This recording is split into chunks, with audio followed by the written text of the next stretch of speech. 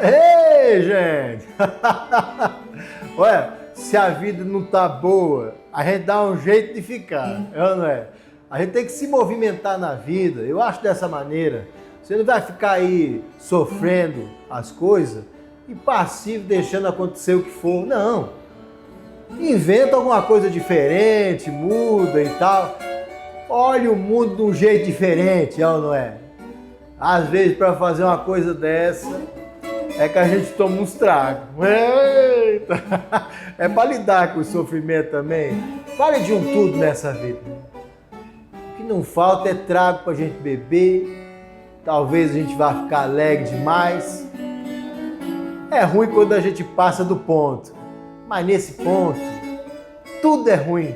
Qualquer exagero, seja na comida, na bebida, na vida, ficar muito intolerante às coisas, brigar com as pessoas, discutir demais com a mulher, com as crianças, qualquer exagero não vale a pena não. É claro que eu me lembro de umas histórias que às vezes é engraçado, né? O cidadão acaba bebendo demais.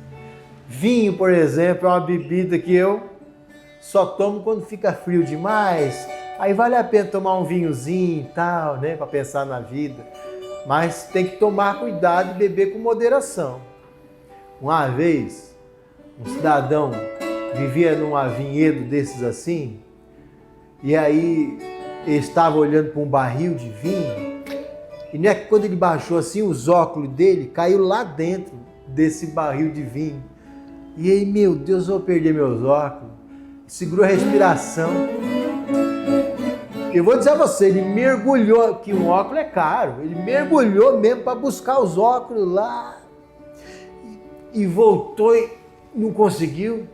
Aí segurou mais, aí mergulhou de novo e voltou. Mas já tinha bebido um pouco, né? Porque também não conseguia segurar muita respiração. E já estava meio assim, ele falou, agora eu vou pegar meus óculos. Aí mergulhou, mas foi na quarta vez, ele já subiu dizendo, que beleza! Conseguiu restabelecer a visão, mas estava um pouco turva. Esse cidadão que vai vir hoje aqui conversar com a gente, ele teve uma situação meio parecida. Ele era menino ainda, e ele saiu com a família para passear, foi visitar a casa de um parente, não sei, e no meio dessa festa, ele criança ainda, ele olhou um garrafão de vinho desses, aí é um vinho desses bem, mas ele pensou, menino, acho que eu vou experimentar. Sabe como é que é criança quando fica sozinho? Arteiro demais. Ele pegou um gole de vinho, tomou. E todos os restinhos de vinho que ia ficando nas taças dos adultos, ele ia experimentando. Aí ele foi ficando também com a visão turva, alegre demais. Só que ele apagou. Ele apagou do jeito que ele nem lembra o que foi que aconteceu, menino.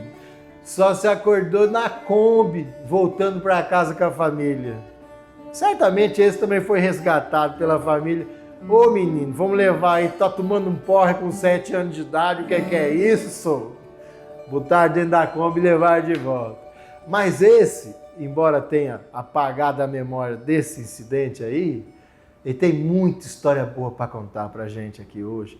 Hoje nós vamos receber um artista plástico desses, um pintor de mão cheia, um grande amigo meu que eu chamei para ter um 2 vídeos de prosa com a gente aqui. Ó. Se aprome aí na sala, ó, chama o pessoal aí que tá faltando, porque vai começar as conversas aqui. E o caos é o seguinte, hoje nós recebemos aqui o Nelson Prado. Nelson Prado, vem pra cá, menino. aí, não. Tudo bom? Bom, tudo bem. Se assente. Beleza.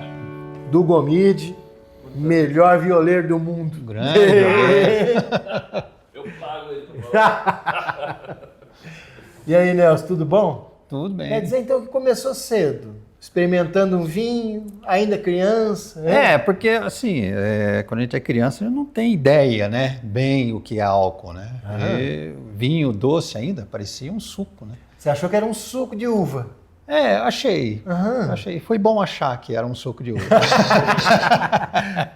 E brincando com as crianças e tudo mais, né? A gente, na casa da fazenda, os adultos todos na sala, e a cozinha estava vazia, né? Mas tinha lá, eu nem me lembro direito se eu virava o garrafão ou se tomava em algum copo que já estava lá. Mas eu sei que eu passei várias vezes correndo pela cozinha, atrás das outras crianças e tudo, dando a volta. Não sei se tinha mais criança bebendo, não sei. Só sei assim que eu já não sei mais. Apagou uma parte da minha história, da minha vida ali, porque só acordei na Kombi, né? Indo embora, porque era assim, era minha mãe, meu pai, eu era o quarto filho, né? E eu acho que já tinha nascido a minha irmã mais nova e tinha outra irmã também que estava para nascer. Então assim, precisava de uma Kombi, né? Para qualquer passeio que a gente fosse fazer, era uma Kombi ou uma rural, que era da empresa onde meu pai trabalhava, né? Para dar conta.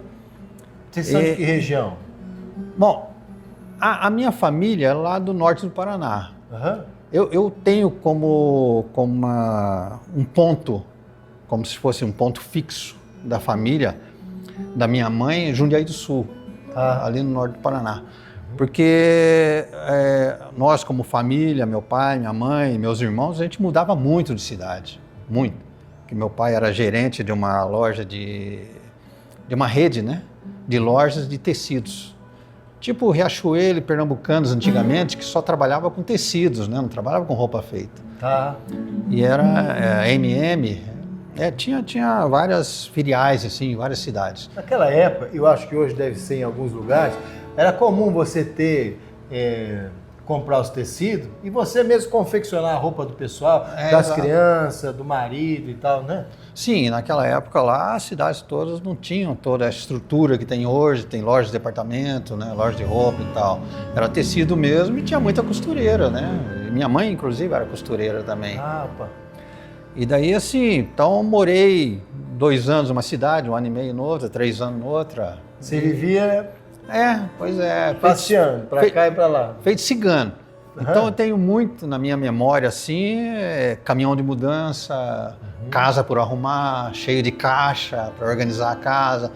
Bom, para uma criança eu achava até interessante, né? Talvez esse aperto todo que minha mãe passava, né? Que meu pai era transferido e minha mãe que cuidava de organizar tudo, né? Enquanto ele estava trabalhando.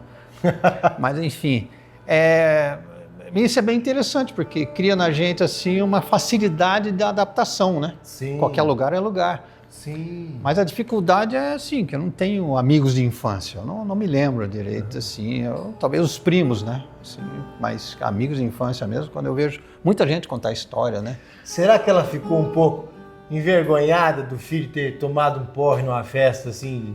de família, com um monte de gente? Será que ela ficou um pouco... Não sei dizer. Talvez, né?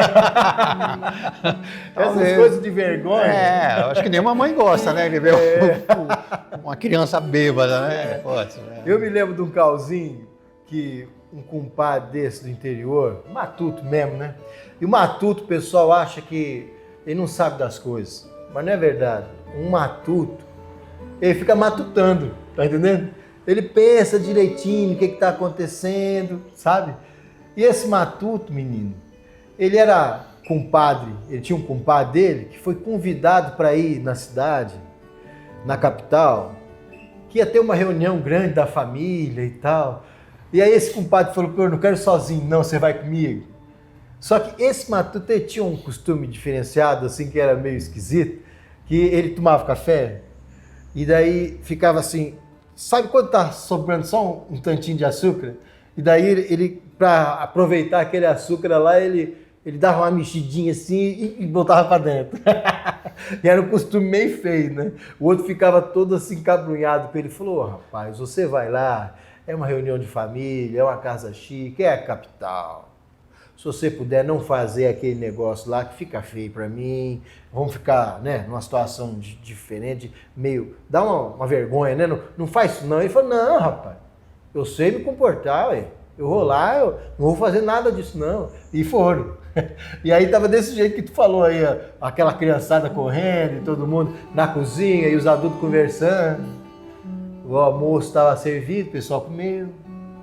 Daí começaram a conversar e prosear. E logo depois do almoço, o que é que veio?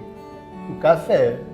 Passou a moça com a bandeja, café para todo mundo. E ele se serviu de café, botou aquela generosa 2 colheradas de açúcar no cafezinho dele. O outro compadre do outro lado, nervoso, olhava para ele e falou, é agora. É agora que ele vai envergonhar todo mundo nessa família. E ele segurando, mas ele lá posturado mesmo, na postura, sabe? Olhando para todo mundo e tal, e daí dava só uns golinhos, deixava até um dedinho assim, para ficar chique mesmo, né? Mas aí o café foi diminuindo, quando chegou naquele lugarzinho que o outro estava nervoso de um jeito, eu olhava assim, ele estava rezando para não acontecer nada. Mas o matuto dá o jeito dele, né? O matuto é muito esperto. Quando deu aquela pausa assim na conversa, ele chegou para a mulher e falou, ô dona, e essas crianças aí é tudo da senhora? E botou na dentro. Ei, não, desse jeito. Pois é. Você vê como é que são as coisas. Mas vocês, voltando para o teu assunto aqui, estamos assuntando aqui com o Nelson Prado. Vocês viajavam de cidade para cidade, né? Sim. Mas teve um momento que você veio para Curitiba? Como é que foi isso? Ah, sim. Bom, a última cidade que a gente morou aqui, aqui no Paraná, né, nessas andanças todas aí, foi Londrina. Era minha pré-adolescência, foi em Londrina. Ah, Londrina. Foi em Londrina. Até os 12 anos, mais ou menos, dos 10 aos 12, 9 aos 12, mais ou menos. E daí minha mãe se separou do meu pai. Opa! Daí ela, assim, a gente tava tudo sem eira nem beira, né? Meu pai não conseguiu juntar um patrimônio, né? Daí minha mãe pensou assim que o ideal talvez fosse ir para São Paulo, cidade de São Paulo. Tá. Ter mais possibilidade, meus filhos, aliás, meus irmãos mais velhos, né? Conseguirem emprego e tal, essa facilidade. Daí ela pegou os 6 filhos, mais do braço. Tinha bastante criança. Pois é, e foi para São Paulo, né? E daí a gente viveu lá de mais ou menos 74 a 85. Daí me mudei para Curitiba, em 85. Assim, meu irmão mais velho lá, que estava bem empregado e tal, ele conseguiu uma transferência para uma sucursal de uma seguradora que ele trabalhava lá, que tinha aqui. Ele veio para cá e convenceu quem não estava casado ainda, a família, a vir para cá, né? Daí a gente veio para Londrina, para Curitiba. Para Curitiba. Para Curitiba. Você começou a pintar, a trabalhar com tela e tudo, aqui em Curitiba? Bom, não. Na verdade é o seguinte, a minha ligação mais forte com a arte foi no desenho, né? Eu sempre desenhei, desde quando eu era criança. A primeira lembrança que eu tenho da minha vida, eu com lápis na mão procurando um espaço em branco numa folha, num jornal para desenhar. A minha vida toda foi essa, né?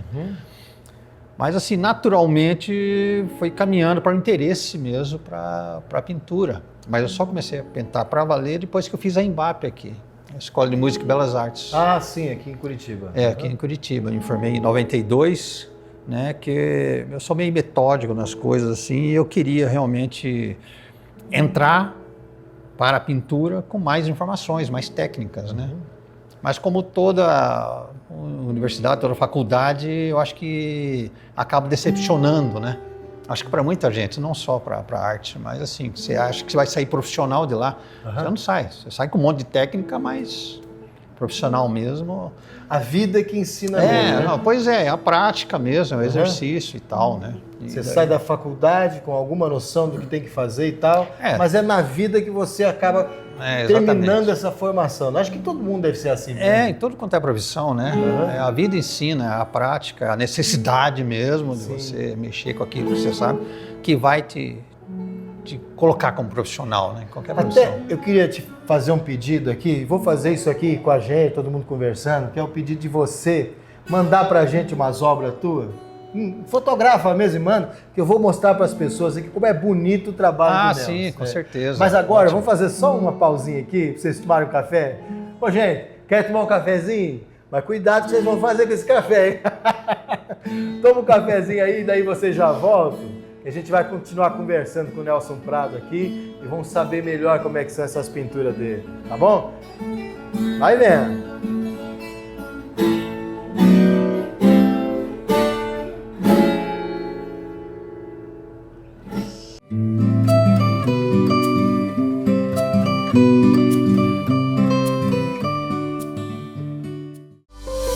Cultivar faz parte da nossa história e na Cooper Tradição, há 20 anos, cultivamos os laços que fortalecem os nossos valores, relacionamento e a confiança.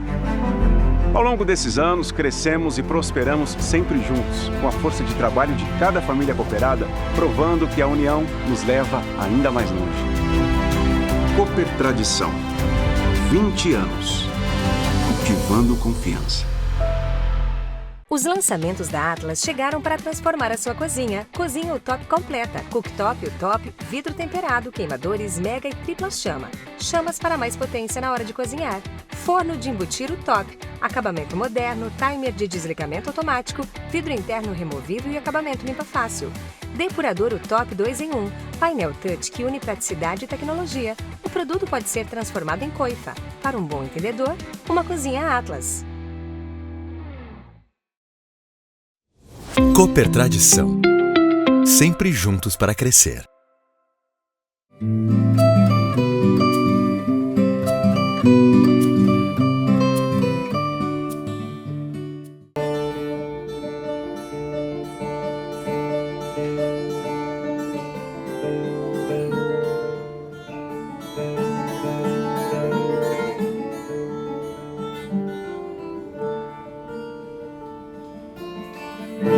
Gente, e aí?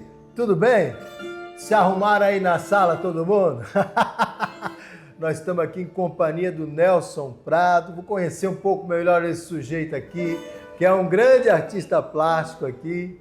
Nasceu em 1961 em Umuarama. É isso mesmo? É, Umuarama. O pessoal, embora tá chegando agora, talvez, assim, vamos começar dentro...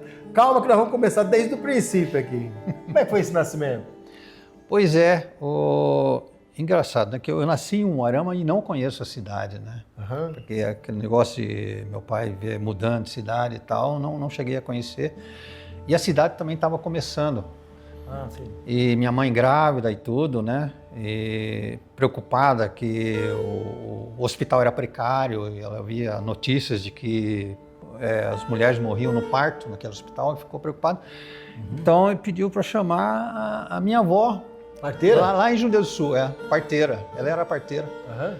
E era no norte do Paraná. E naquele tempo, assim, as estradas não tinham asfalto quase, né? Eram poucas as estradas, as rodovias que eram asfaltadas, né? Então foi um sacrifício, né? Era uma aventura você atravessar o país ou até o Paraná mesmo, né? De norte até o oeste, né?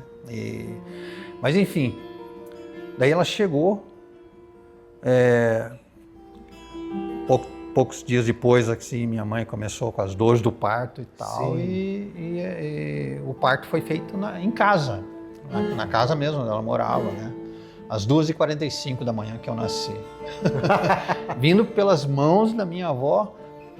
Isso que é interessante, né? Porque quando a gente fala de histórias de vida, quando você me falou sobre isso, essas questões das histórias que a gente tem para contar,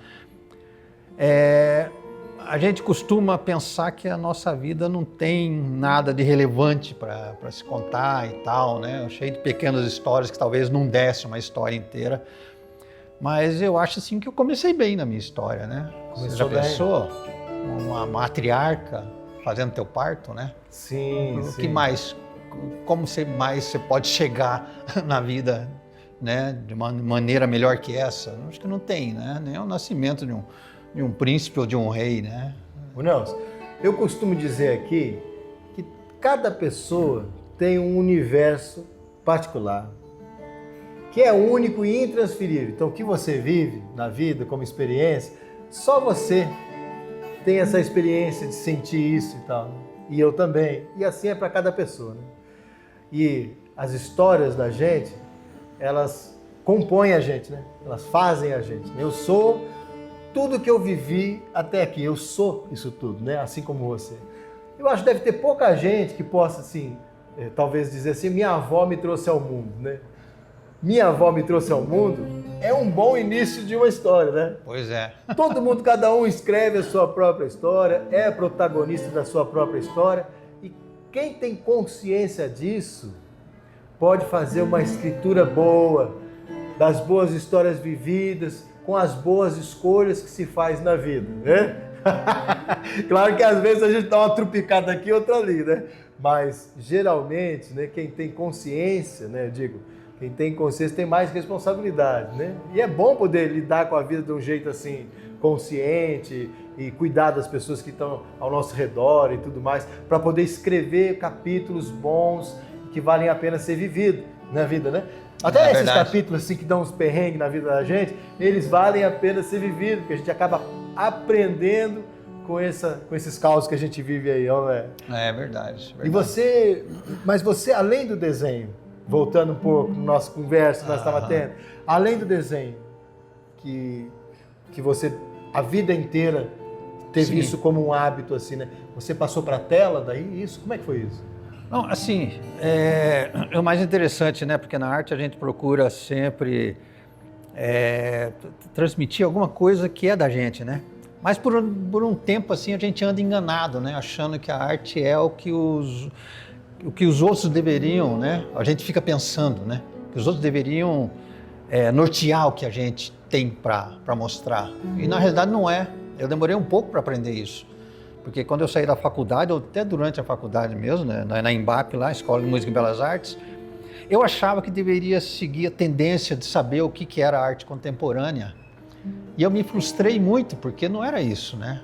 O caminho, comecei a me realizar mesmo quando eu comecei a mostrar o que eu era e o que eu queria fazer. Você estava preocupado um pouco ou com foco no que as pessoas vão querer ver? Pois é. Do que eu vou desenhar e tal. Daí o que você mudou isso. Isso, o que os críticos poderiam achar, o que o mercado de arte poderia preferir e tal. Pois é. E eu estava deixando de ser eu, estava deixando de fazer as minhas coisas, né? Mostrar o que eu era. E estava me frustrando, né? E uma coisa que me ajudou bastante a ter esse foco no que eu era foi justamente o teatro mesmo. Em 2008, pelo banco que eu trabalhava, que tinha a parte cultural, né? E eu ia começar a lidar com o pessoal de teatro, esse pessoal esquisito aí de teatro e tal. Daí eu resolvi fazer um curso de teatro para saber mais sobre isso, né? Eu tenho isso na minha forma de exigência das coisas que eu vou fazer, eu procuro me inteirar ao máximo. Daí eu fui fazer a Escola de Música e Belas Artes, Escola de Música e Belas Artes, tem mania de confundir as coisas. A Escola do Ator Cômico, do Mauro Zanata, né? E daí, assim, achava que ia ver uma coisa, acabei vendo outra. Acabei descobrindo muitas coisas sobre mim, sabe? Que a própria pintura, assim, talvez não estivesse me dando o caminho. E me ajudou bastante até na minha arte, nas artes plásticas mesmo. Na pintura, eu ter esse contato comigo mesmo, com as minhas verdades. É curioso como a arte é uma coisa que faz parte da vida das pessoas, né? A gente está sempre ouvindo alguma moda diferente, né? A gente está sempre cantando alguma coisa diferente, a música faz parte da vida da gente, né? Às vezes a gente quer falar alguma coisa bonita para uma moça bonita, né? E daí a poesia vai ajudar a gente a tratar dessa coisa bonita para se dizer, né? Às vezes você quer mostrar um desenho diferente para o teu filho, né? Ou desenhar junto com ele, a duas mãos ali e tal. Esse lugar criativo, né? Esse lugar invencionante, né? Eu nem sei se existe essa palavra, né? Mas é esse lugar que a gente inventa, que a vida é uma invenção nossa e ao tempo todo a gente fica inventando. Vamos inventar uma viagem para o litoral para ver o mar, que eu quero levar meu filho para ver o mar, né? Ajudar ele a ver essa imensidão que é o mar, a poder olhar para uma mata, assim, sabe? Um roçado bonito para poder ter essa cultura de poder olhar para a nossa terra, para a nossa música de raiz, olhar para a gente. A arte ajuda a gente a poder ter uma visão mais ampla do mundo, ver as coisas e tal, né? É tão importante isso. É muito bom ter você aqui no programa, né? Que você, na parede de muita casa pelo Brasil, você está lá, né? Na parede de algumas casas e tal. Eu tenho muitos amigos, eu tenho mesmo amigos, que você entra na casa, ué, o Nelson Prado está aqui, é um pedaço seu, né? Um pedaço seu que está na casa das pessoas, não é verdade? É verdade. E assim, a arte, os quadros que se pinta é como se fossem os filhos da gente, né? Porque a gente concebe isso, mas essa leitura quem faz é o mundo, né? O que cada um que adquire, ou cada um que vê a obra, né? É tocado de uma maneira diferente. Não exatamente, muitas vezes, da maneira com que eu queria passar. Mas essa é a graça mesmo da arte, né? Ela não é fechada, nem nas significâncias delas, né? Depende muito. E isso que é interessante, né? Você passa a tua emoção, aquilo que você quer criar, mas quem adquire, quem admira e tudo, tem suas próprias significâncias mesmo. Tem aquilo que o quadro pode transmitir para cada um. E depende da sensibilidade de como cada um é tocado, né? Você estava aqui agora falando sobre filho, né? Eu me lembrei que eu sou um observador das coisas e gosto muito de ouvir.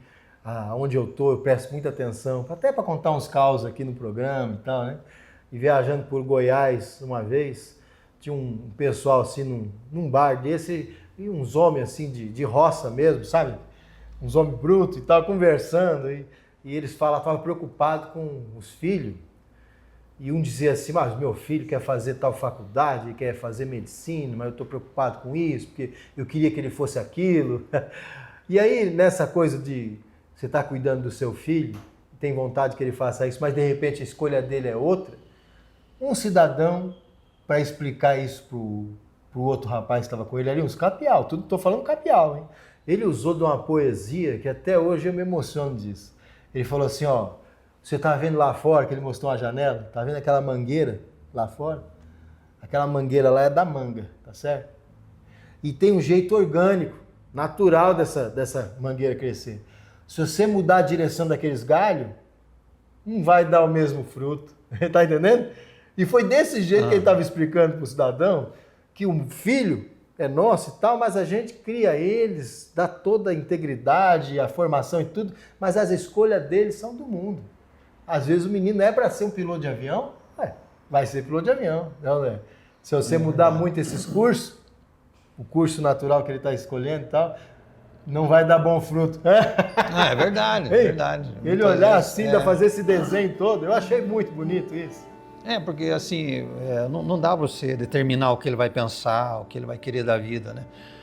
Muitos pais fazem isso de errado, né? Que projeta no filho aquilo que eles não foram. Mas cada um tem sua vida, né? Não tem como. Né? Pode ser assim, igual uma frase que eu vi uma vez num cartaz assim em castelhano, né? Pode dar-lhes a vida, mas não seus pensamentos, né? Então é assim mesmo, né? A gente não tem como. A gente, só porque você ama, você acha que tem que determinar o caminho. Se você ama, você tem que deixar livre, né? Tem que deixar solto.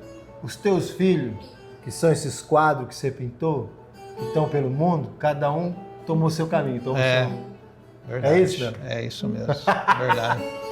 Ô, gente, tô conversando aqui com esse cara que é fantástico, o Nelson Prado. Ô, Nelson, você queria que você olhasse naquela câmera lá, que você imaginasse, mandar um recado para esses pais, tudo que estão ouvindo a gente, pai, mãe e tal, que estão cuidando dos filhos e tal, que todo pai quer, toda mãe quer que o filho vá para o mundo bem, que viva uma vida boa, plena, né? Você mandasse uma mensagem para eles aí, aproveitando que nós estamos... Bom, o que eu poderia dizer? Não sei muito bem desses 63 anos que ela pode ter me ensinado essa vida, né?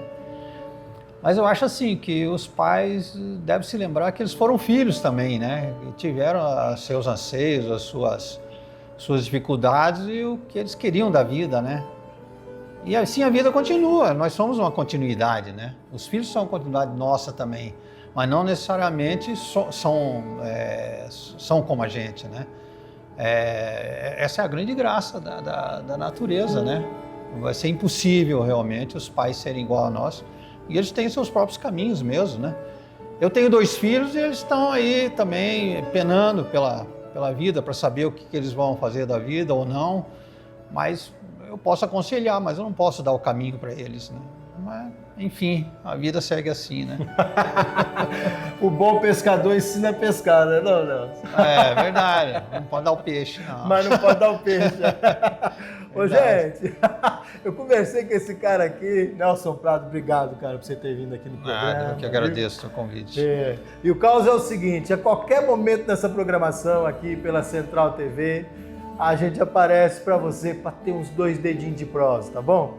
Fique ligado, até o próximo domingo, obrigado pela sua audiência. E nós temos o melhor violeiro do mundo aqui, ó, vai vendo!